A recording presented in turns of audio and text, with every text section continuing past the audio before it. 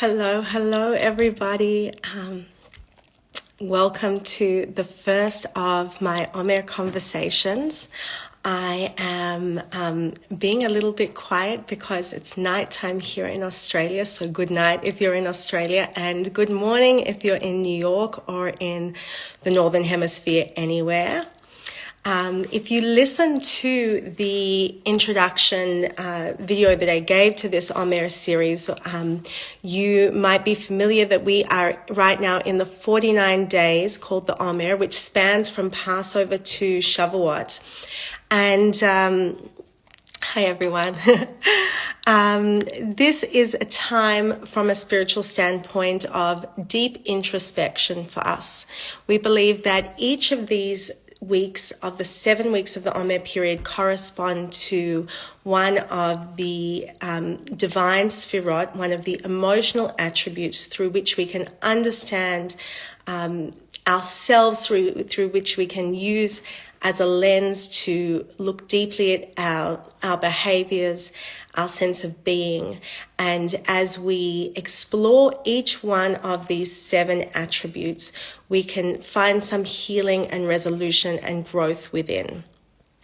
And as we use these sfirot as framework through which to consider our behaviors, and when we pay attention to them, they can be really eye-opening and pave the way for deep spiritual growth. So this week, today, we're going to explore the first of the sfirot that we look at during the Omer period, and that's Chesed. And I'm about to welcome my first guest, who I'm so honored to have with us to be opening this series. But before I introduce her, I'm going to talk for a few minutes about what Chesed is. So we believe that Chesed is a form of love. We call it loving kindness. That's the direct translation. But this chesed is love that's continuously giving, like a flowing river. It's abundant and it's eternal in its force moving forward. So we consider chesed, this loving kindness, as the force with which the world was created and through which all creativity ushers forth from each one of us. It's like a parent that loves a child. It's the spirit with which God created the universe. It's the spirit with which each one of us flow into our creations. However, in Judaism, Chesed is more than just love as an emotion or a passion. It's very active. Rabbi Sachs said, Chesed is love expressed as deed. So it's really caught up in a force of action and motivation. And our experience of love, of Chesed, goes back to infancy. Every baby comes into this world with this pure, unblemished, really instinctual and infinite capacity to love and be loved. It's our primal and our most basic need. And it exists in all of us in this pure form from the day we come into the world. And slowly it often gets covered up. It may receive blemishes. And our adult work is to allow this love and this chesed to flow again in a steady and healthy way. It's to unblock channels. And as we explore chesed during the Omer, this is what we're doing. We're sort of unblocking and removing any barriers we have to that flow of giving loving kindness, of giving chesed, and to the flow of being able to receive chesed. There's this beautiful line, if any of you have watched the 3rd season of Shtisel now, in the beginning episode, they reflect on whether someone should pick up a baby when he's crying. And there's this beautiful line that says something like, no one should live in the world thinking that he is not loved. And that's the mother's approach in that moment to the crying baby. And this is kind of the essence of loving kindness, that we all have that deep capacity within us to love, to be lovable, to give love. And what I love about Chesed is that it's one of the intangibles that defy the parameters of the physical world. So like light, like knowledge, love is one of those things that when I share it amongst people, it doesn't diminish in size, it actually grows. The same way as if I take the Hanukkah flame and I light another candle, my flame doesn't break into smaller pieces. We just get more light. When we need to love more people, the love has an infinite capacity to bloom, and it's never extinguished. It never gets small. It only has the capacity to grow, and it's contagious. When I love someone, I teach them in turn to love someone else. And this is a ripple effect that can increase and increase and increase. And that goes back to this idea of chesed, of this continual stream. And during the Omer, we're thinking about chesed, in relation to all the other sfirot. We're thinking about chesed as love that comes with boundaries. So chesed in relation to gevura. How do we put healthy boundaries on our love? We think of it in relation to harmony and compassion. How can I use my love to bring more compassion to the world, more compassion to my relationships? How can I look at situations compassionately? When we look at chesed through the eyes of our netzach, how can we be more active? How can we be more passionate? How can we go after something when we feel love, or do we hold back from it? When we look at chesed in relation to chod, surrender, how can we surrender to love? How can we let go and let things flow when we might otherwise be grasping and controlling? And then when we come to our foundations, how do we use love to create foundations in our life, in our families, with our relationships, with our friendships? And then if we look at chesed in relation to malchut, to dignity, to sovereignty, how are we vessels for love? How are we open spaces for love? Do we feel intrinsically that we are worthy of receiving love? And at the end of the day, our work here is to love and be loved. Our work in the world in every moment is to be giving and receiving love, and to know our innate lovability. And I just love the teaching that if you want to feel lovable, if you want to feel that you can receive love, just start to give love out. Just start to give love out. And the more you give, the more you feel within you this incredible capacity. So that is just a little snapshot of what chesed is, at least to me. And now, as part of this Omer Conversations, I have chosen 7 different women who I feel really embody this particular quality in the way that they live their life, in the way that they teach, in the way that they've devoted themselves to the people around them. And my first guest for chesed is my dear, dear friend and best friend and mentor and teacher and soul sister, Gabby Bernstein. And because I'm not so familiar with Instagram Live, I'm hoping that she's going to join soon. And there we go, hold on. Yes, here we are. So I'm going to do a little bit about my beautiful, beautiful friend. We're here. Etiquette. Hi, Gab. So as many of you well know, Gabby is New York Times, #1 New York Times bestselling author of The Universe Has Your Back, and many, many, many other books, 6, 7, 8, not even sure at this phase. And she's in the midst of creating some beautiful, beautiful projects in the world right now to share more deeply her messages. And of course, apart from being on Oprah's Super Soul Sunday and spoken about in so many different forums, I'm just honored to have Gabby as my dear soul sister, walking this path with me, teaching me, learning together. And when I thought of this quality of chesed, Gabby was the first person that came to my mind, who I felt could shed so much light and deep teachings on this quality of loving kindness for all of us. And many, many years ago, when Gabby and I first met, we were spending time with her mother in upstate New York, and we were talking about being loved and being in loving relationships. And Gabby's mum looked at me and she just said, you know, do you love yourself? And it was this like light bulb went off, and I'd never thought of that before. Do I love myself? And I think that is a quality that Gabby just espouses, this deep love and appreciation and self-worth. And because she has kindled that within her for so many years, she's now able to teach so many others to develop that capacity within themselves and to develop that capacity within their relationships with their lovers, with their partners, with their family, with their children, with communities, and ripple it out to the world at large. And that could be no greater example of the power of Chesed just being the stream and force that moves through us and amongst us. So with she's here. I don't even need to bring her on, but here's Gabby. And I really just want to explore this quality of love and kindness by looking at her life and the things that she teaches. So welcome, Gab. First of all, I just want to acknowledge how beautiful your words are, Michaela. And, you know, you are my best friend in the whole world. I hate to make bests, but you're the best and number one, numero uno.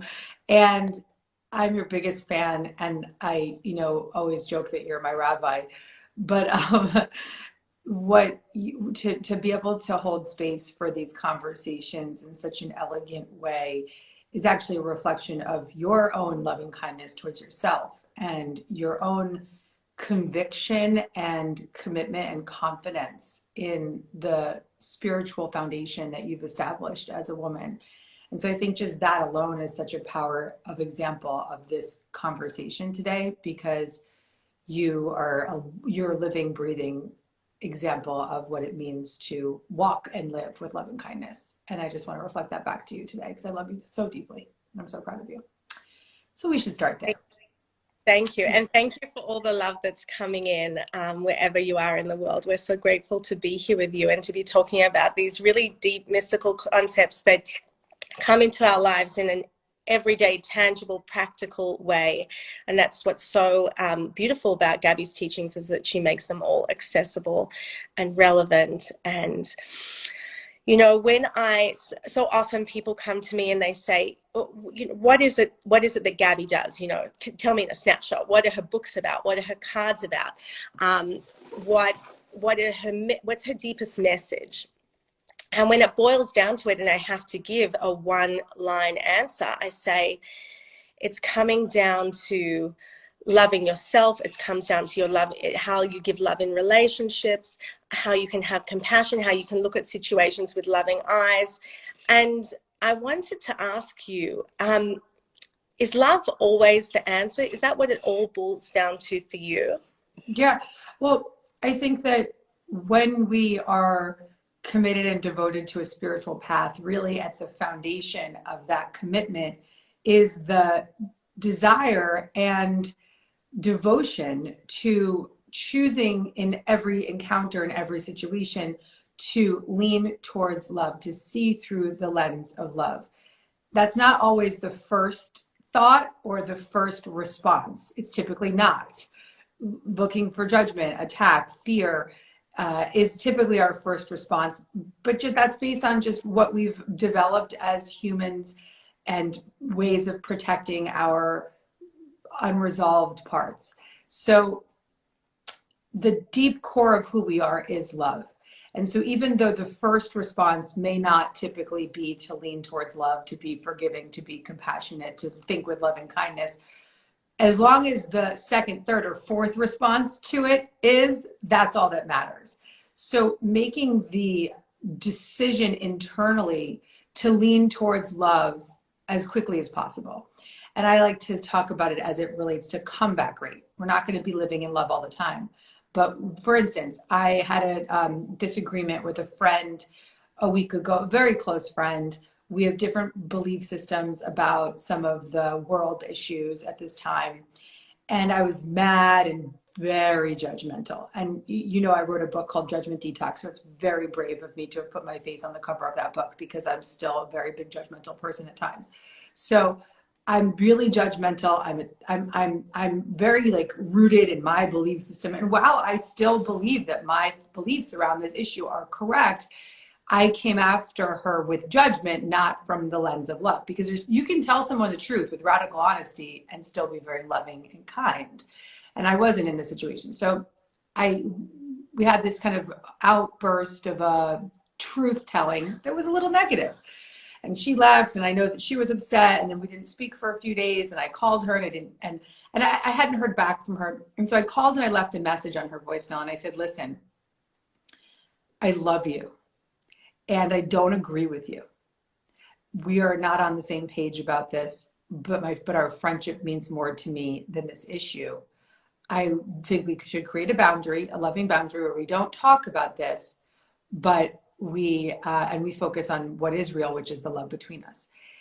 And she called me out last night, and it was just like, great, we're good, moving on. And so the point of this story is not that we don't stick to our belief systems and that we don't tell the truth about what it is that's real for us, but that we lean back into love, that we tell the truth with love, that we speak up for ourselves with love, that we say no with love. And in the moments when we don't have all of our resourced self online and we don't have the ability to bring forth love, we can always repair later. And that's actually a great parenting method, which is that you're gonna fuck up when you're a parent. You're gonna make your kids, freak out. You're going to shame them by accident. You're gonna do things that are not good. But the message is, how quickly can you repair and return to love? So that's my feeling about living with loving kindness. It's not about being in it every moment. It's about how quickly you come back. And we're just not going to be there all the time. We've got a lot of parts of ourselves that they refer to in IFS therapy as protector parts. The parts of ourselves that want to fight back, that want to judge, that want to attack. And they're not, those protector parts have a good role. They're protecting us, but they are typically not rooted in the loving mindset of our resourced self. So we want to come back to that loving self as quickly as possible. Yes, absolutely. That's so beautiful. And I think that return rate that you're talking about gets faster when we are loving towards ourselves and compassionate towards ourselves and not judging ourselves for having that protective reaction. I think that's exactly right, Michaela, which is that if I had stayed, let's go back to my example of my friend. If I had stayed in self-attack, because you do start to, so when you judge someone else, first you have a momentary relief because you've gotten it off of you, and then you place it onto somebody else. But then you feel this shame of, oh no, I'm not the love I'm talking about. I'm not the spiritual person I believe I am. I'm not in my truth. And you feel that consciously or unconsciously, and then you judge yourself consciously or unconsciously. So in that place of judging yourself, you could want to attack more in efforts to not feel that pain. Right. But with loving compassion and care for yourself, that's when you can say, okay, I love myself. I see I didn't do this right. I could have been more loving. I'm going to make amends. And so what you just said is an incredibly important distinction. We can't go from attack to immediate repair. We have to go from attack to repair with ourselves. Yes. And then repair with another. Absolutely magnificent. I want to write about this, Michaela. That was beautiful. We will. We will. And I think another thing that you said, which is so beautiful, is you can't sort of, piggyback or like jump over to loving kindness straight away. You have to feel that other emotion first. And unless you've processed that other emotion, you won't truly open the gateway to loving kindness. You can't fake the loving kindness without feeling the anger, the judgment, the jealousy, the resentment, and then letting a gateway open through that. That's exactly right. We have to develop our willingness to fumble, right? To be messy, to be misaligned, and be able to adjust accordingly when we get, but it's also about getting back into alignment, getting back into a place that's grounded in order to take that next action of love. Yeah. Beautiful, Gab. And I was going to ask if there's a place in your life right now where you find yourself actively turning to love on a daily basis. I know that happened with your friend the other day, but is there somewhere in your life that you're dealing with right now that you have to keep turning back to that love? Yeah, I don't talk very often about my marriage, but I will say that I have the most incredible husband and the most amazing power of example that I'll brag about in this moment of two humans who have committed to leaning towards love. Because when you're in a romantic relationship, all of your parts are activated, all of those child parts, close friendships, but particularly romantic relationships. So I think that our devotion to leaning towards love all the time, as frequently, literally all the time, doesn't mean that we're there, but we go back, we go back, we go back, has been the miracle that is our marriage. And I'm very private about my relationship because of out of respect to my husband, Yes. because he's a very private person. But the one thing I can brag about is our commitment to coming back to love together. And you've witnessed us over the last, God, how long has it been, Mix? 2007 that we met Zach? We met Zach at the same time. How We many met years is that? 14 years? 14 years. 14 years. Girl. It's And a we've long known each other for 15. 15. This is our 15-year anniversary. Oh my God. So I've seen you and Zach commit to that practice together, and I've seen how strong that makes you, that your vulnerability together makes you so much more united and strong as a couple. And what advice would you have for someone who, for so many of us, we might feel pride, or we might feel fear of rejection, or we might feel defensiveness, and we feel so blocked that we cannot open those gateways. You're in the practice of opening it and allowing the loving kindness to come back in, to melting into that place. But what if we just feel so blocked that it's scary to drop those barriers that we have, those protectors that you called them? Yeah, I mean, I think that's where most people live. I think most people live in such a self-protective place that they aren't even aware of that part of them that is their resourced, God-like, loving self that is available to them.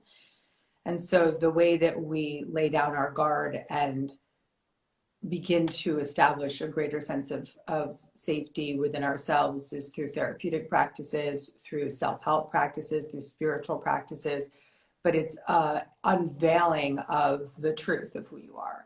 But there is a big, heavy, thick veil that is in the way, and that is those protector parts. And it really is in the way. I'm really devoted and committed to helping people with the resources and the tools to begin to dismantle the protection and the block or the wall that we build up against love. A Course in Miracles says that I'm not here to teach you the meaning of love, but I'm here to help you release the blocks, the presence of love within you. I'm just paraphrasing, but that presence of love is in all of us, and there's absolutely no one in this human condition that does not have that same presence of love. We just have different ways of detouring into fear, and we build up walls. Some walls may be thicker than others in certain individuals, but we all do have the capacity to dismantle those walls that have built up against the presence of love within us. Right. We come into the world with that as our first instinct, our first sense. A baby knows intrinsically how to love. That's what they need. It's as primal a need as food in those early days.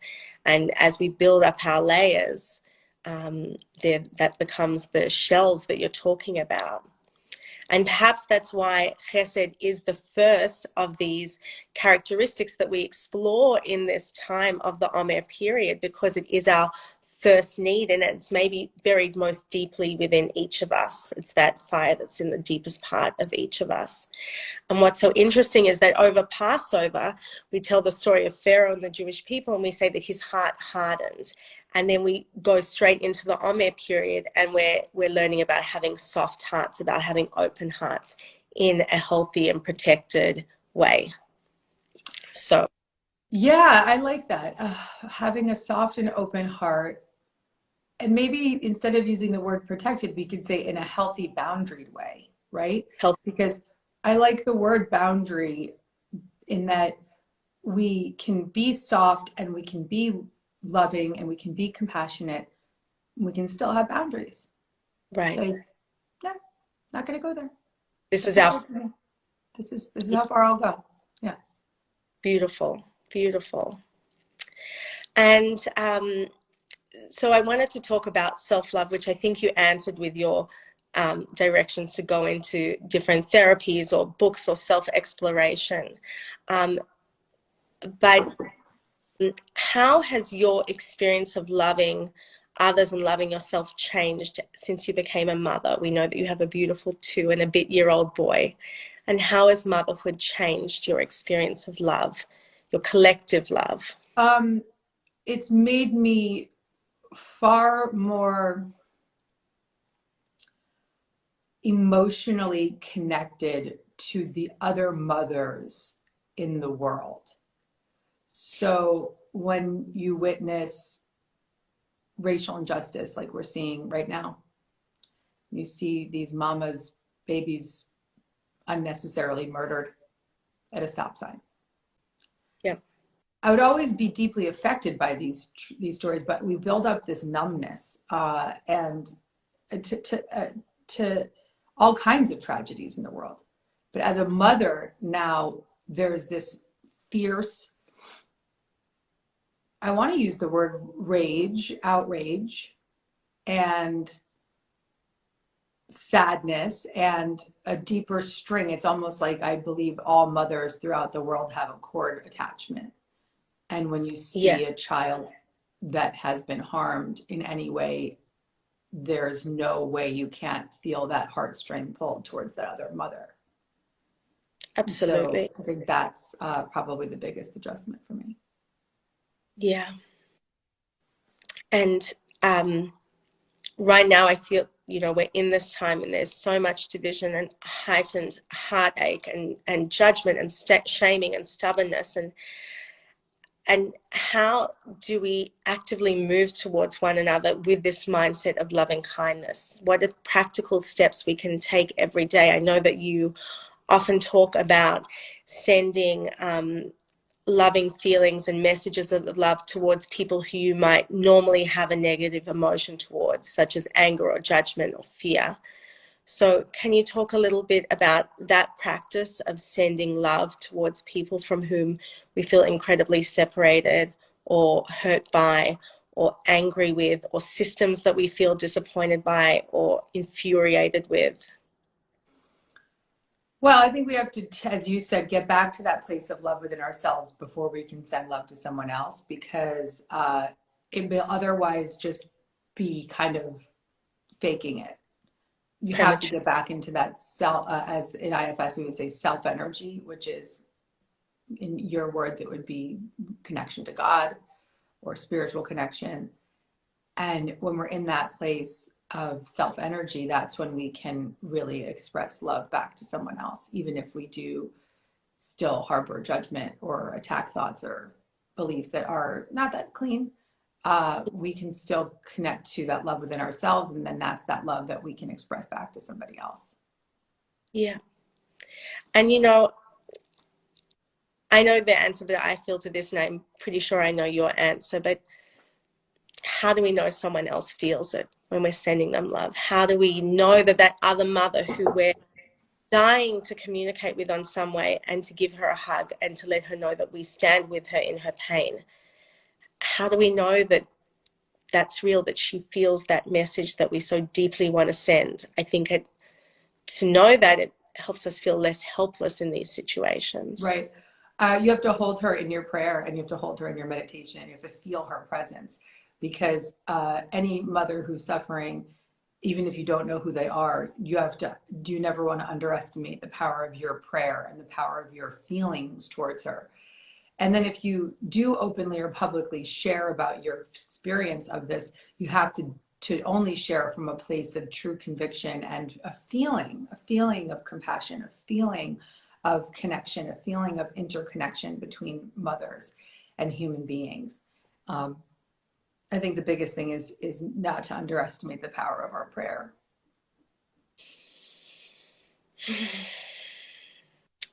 So I want to be respectful of your time, and I know we're going to do this again because there's clearly more. I want to do a conversation like this, Michaela, for my podcast for Dear Gabby. I want to do that. This is just, it's very clear to me in this conversation how much you and I, how much can come forth when you and I are in dialogue, and also just because I don't get to see you enough now that you're on the other side of the world. You know, is the conversation we were having 15 years ago in mini skirts and handmade halter tops on the edge of the bed on 13th Street. And we were asking these questions in different ways. And we were asking them from the perspective of 20-something-year-old girls who were struggling to find work satisfaction and relationships and whatnot. But at the heart of it, it's the same dialogue, this searching for the truth, this searching for this answer of love, this gravitation towards other people who are vibrating with that same desire and that same energy. And since we are, coming up to the end of our chat this morning about Chesed, I'm wondering if you would leave us with a 1 minute. You were saying, what you were saying was so beautiful about the prayer of connection. I just feel like, because of everything that's going on right now, it could be so helpful if we finish with just a short prayer, maybe something to do with the idea that we all find access, and we find access and opening to this beautiful flow of chesed, this beautiful flow of loving kindness, and that it soothes us in the world. So can I ask you to lead us with... I pulled up a card. It was the card that was at the top. This is from Michaela's Spirit Junkie deck it's my words, Michaela's art. And I welcome healthy, loving relationships. So beautiful. So let's just talk about that for a moment, as a motivational message.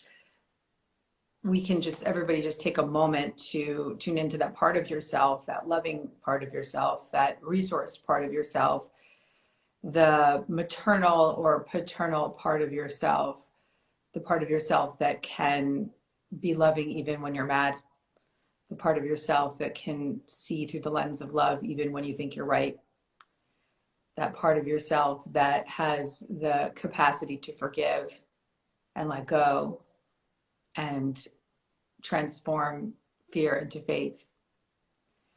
And let's make the commitment today as a community to bring that loving part of ourselves, that resourced, loving self forward to help us make our decisions, to help us be more kind, to help us use the power of our energy wisely, to help us send love to another human who needs it now.